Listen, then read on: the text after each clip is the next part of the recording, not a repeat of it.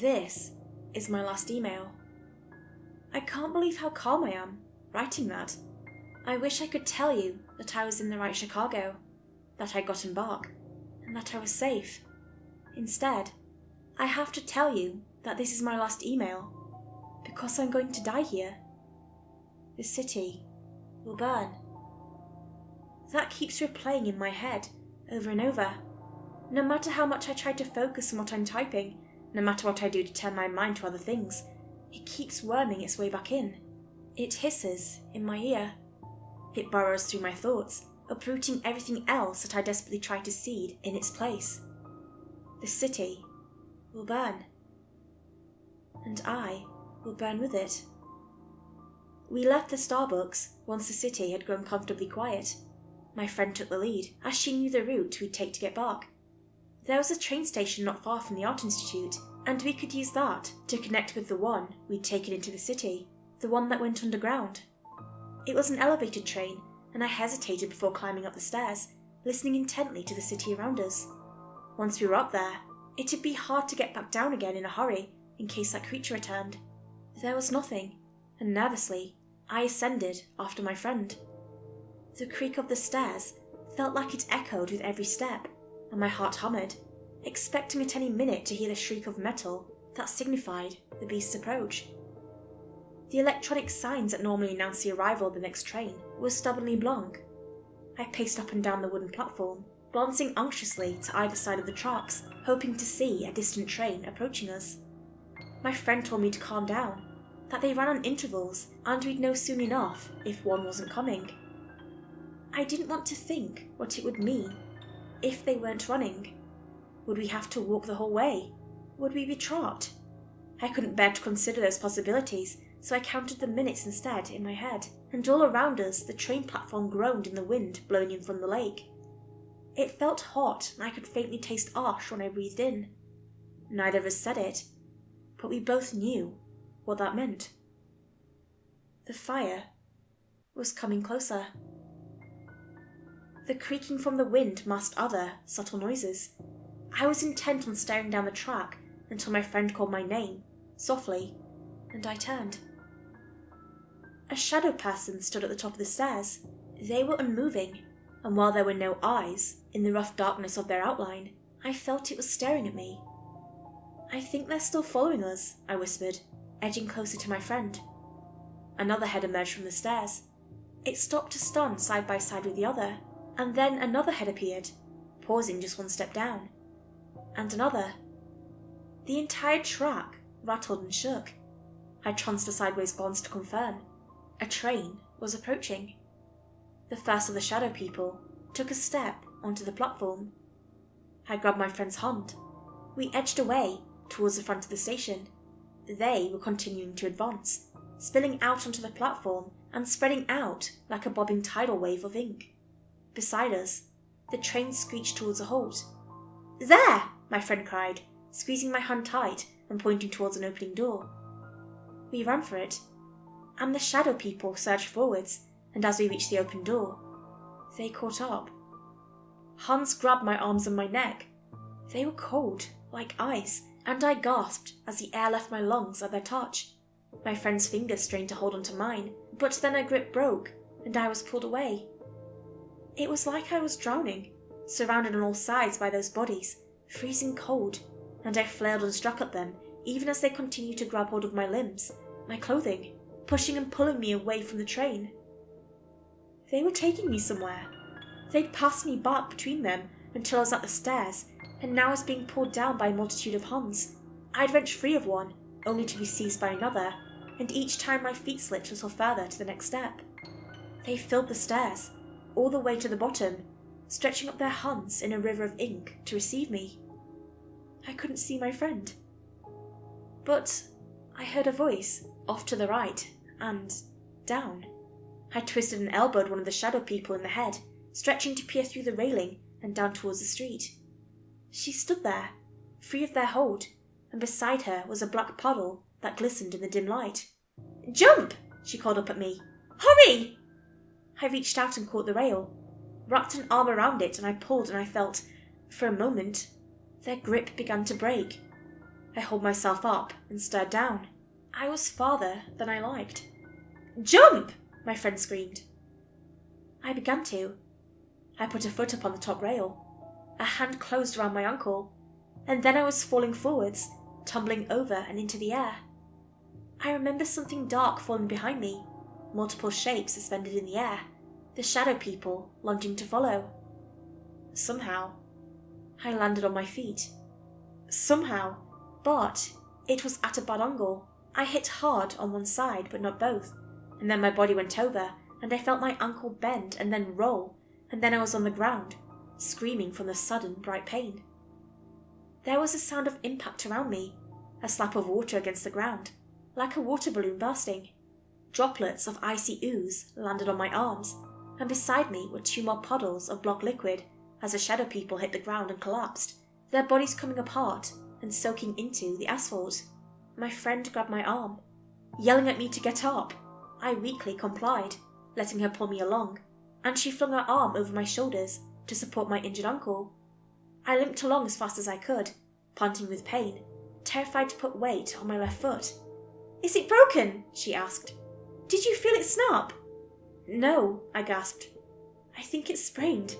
"Come on, we'll head for the subway." She apologised as we made our way through the city streets.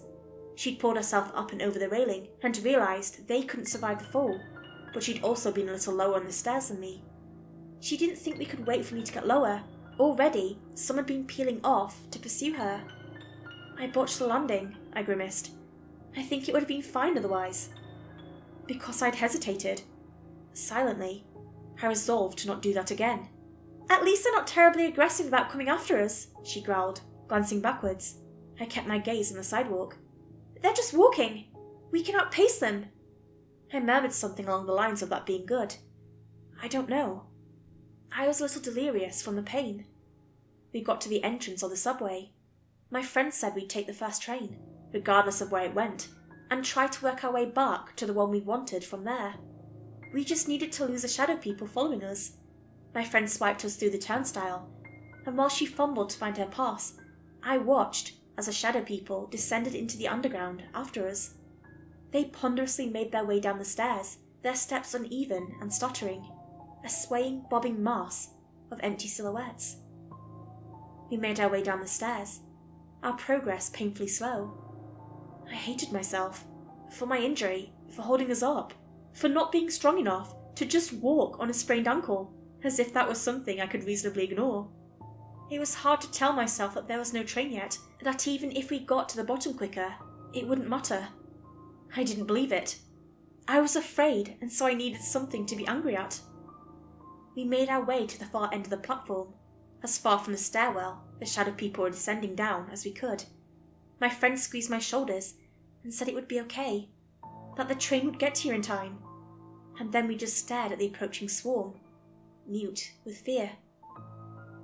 I wonder how much of her calm was because she was trying to be brave for me. It's easier to be courageous for someone else than for yourself. A rattling and a roar echoed down the tunnel. For a moment, I thought it was the monster and my blood ran cold. Then I saw the lights approaching out of the darkness. The train. The train was coming. I mentally counted the paces between us and the shadow people. Too few. My friend shifted, putting herself between me and them. They were so close. I could no longer see past them, just a silent wall of stretched darkness, all blending together with blank faces bobbing like corks. The train glided to a stop and the doors hissed open, letting rectangles of light pour forth onto the platform. The shadow people's arms were raised now, stretching out their fingers to us. It was like everything was moving in slow motion. They'd grab hold of my friend's clothing and pull her back and take me with her, and we'd be dragged backwards, away from the safety of the train, just like before. Unless... The thought crystallized in a heartbeat. I acted without thinking. Me, who hesitated to jaywalk, acted on impulse. I put one foot back, my good leg, and pushed backwards. I swung my weight around, shoving at my friend as I did so. I launched myself into the waiting arms of the shadow people and propelled her into the train. I fell backwards and they caught me. Their hands curled around my arms, my shoulders, my waist. They held me tight and began to drag me backwards, my twisted ankle shivering with pain at every slight impact against the pavement. My friend was regaining her balance inside the train, one hand on a pole. She half turned, her eyes wide with shock at the sudden, horrifying realization of what I'd done. That she was leaving me behind. That I'd chosen this. "Go!" I screamed at her. I could barely see her, tears flooding my eyes, a blur of colour in the lights of the train. I turned my head away, just enough to break eye contact, and I heard the train doors hiss shut, and then it began to move, and when I looked again, she was gone with it, and it was just me and the shadow people. They dragged me up the stairs and into the street. I cried out at every jolt to my twisted ankle, but it made no difference to them. I was shaking, panting with pain and fear when they finally let go of me. I lay on my stomach on the asphalt, surrounded by a forest of legs, wondering what would happen now. Would they kill me? I didn't want to die. I still don't want to die. And I could barely breathe, crushed under the weight of that fear. A screech like the rending of metal echoed down between the buildings. It rolled like the thunder of an approaching storm. I raised myself up on my forearms and realised that if they didn't kill me, the beast would. I closed my eyes and sobbed, and all I could think of was how I hoped that my friend didn't try to come back for me. It's hard to describe what happened next. It's hard to remember. It's like my car accident, when I thought I was going to die, and everything inside of me shut down to that singular task of accepting the inevitable. Like everything around me was gone except for myself, and the monster. An arm slammed down close to me. Human features, ashen skin, the palm crushing the shadow pattern it landed on. It splashed like liquid onto the ground, coating the monster's palm and fingers, and then it raised its arm and swatted another batch of them away. It turned, its sinuous body twisting like a snake, and its head was away from me, snatching a shadow pattern up from the street and swallowing it whole. I remember dragging myself away from it, pulling myself along the ground, hoping if I stayed low it wouldn't notice me right away, dragging my injured ankle with me. The ground shook around me. I twisted and stared up into that multitude of eyes, those pearls swimming underneath the inky skin. Its mouth stretched open, the teeth splitting apart like toffee, and it bent down to scoop me up into its maw. I flailed at it. My hands struck its jaw, my fingers sank into cold, porous flesh, like clay. It felt like clay. I scrambled at it, desperately, and I felt my body leaving the ground. Everything spun. There was a sensation of weightlessness, and then I was falling, down into darkness, and I stuck out my hand to stop my fall, and it sank into that clay, and there was something hard and cold against my palm. I seized and pulled, and there was a horrific screech. Then I was floating, and then nothing. I don't think I was knocked unconscious. I think I just don't remember the moment of impact. Like my memory shattered with the window the monster threw me through. I remember lying on my back, staring up at the vaulted tin ceiling. My back hurt from the laptop digging into it. My limbs hurt with tiny lines like fire. I raised my hand and saw blood on my forearms. Clutched in my fingers was a pearl. I'd pulled out one of the creature's eyes. And the creature, its head was wedged through the broken front window of the building. Its mouth was half open, its dripping teeth spikes in its jaw. Its shoulders were bunched up like an overstuffed pillow, billowing around the frame of the shattered window, and the rest of its body writhed like a worm on a fishing line, its wolf legs scraping up the asphalt, trying to shove the rest of its body inside. I waited, scarcely breathing, and waited some more, and slowly realised that it was stuck, that it couldn't get in, and that it was unwilling to back out either. I slowly pushed myself up, and then I realised my ankle was broken, or the bone had finally broken all the way through when that creature threw me. It lay at a terrible angle, and I wrenched my eyes from it, my head spinning as I struggled to breathe slowly and not pass out. I was trapped. This room appeared to be a bar, and surely there was a back exit, but how the hell would I get to it? I couldn't walk. And even if there was something nearby I could use as a crotch, I couldn't move fast enough to get away from the monster. I screamed. I cried. I even tried throwing the creature's eye back to it, thinking that perhaps that would make it go away. But it didn't. The eye just bounced off and rolled into a corner. After that, I just sat there and stared past it and into the city, watching the ash fall from the sky through the other unbroken window. I don't know how long I've been here. I'm just waiting to die, I guess. And at some point, I thought to get my laptop out and write this, but still I waited, letting the battery run down, because what was the use? But now, with the ash choking the sky, I'm afraid. And I don't want to die without anyone ever knowing what happened. The glow of my laptop screen is the only light left. The sky is covered with ash and no light. None whatsoever can get through. I can no longer see the street through the windows. I cannot see the creature either. Only hear its persistent struggles, its multitude of legs scraping against the ground in a futile effort to force its body further inside the wrecked building. I can see some of the shattered debris around me, but not much. Outlines in the darkness, other than the beast and my own typing.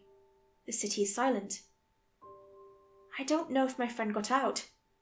I don't know if starting out in the underground is enough to reverse whatever transition brought us here, and if it isn't, she still had further to go to get to the right train. This time, she's on her own. I hope she made it home. I've asked the person that's receiving these messages to try to contact her for me. Give her a message that's basically my last words, telling her that this isn't her fault. Perhaps it was reckless to look around a bit, but she doesn't need to hear that. It seemed safe when we got off the train. Weird, but not immediately dangerous. So I'm telling her some other things instead, in the hopes that she got home, and that maybe it'll alleviate the survivor's guilt. It's getting hard to breathe. Ash floods my mouth every time I inhale, so I breathe shallowly. I feel dizzy. Dizzy and nauseous. I wonder if I'll pass out from the lack of oxygen before the fire arrives. I hope so. I really hope so. The battery is running low. I should send this email now. Thanks for reading this. It was good to know I wasn't alone.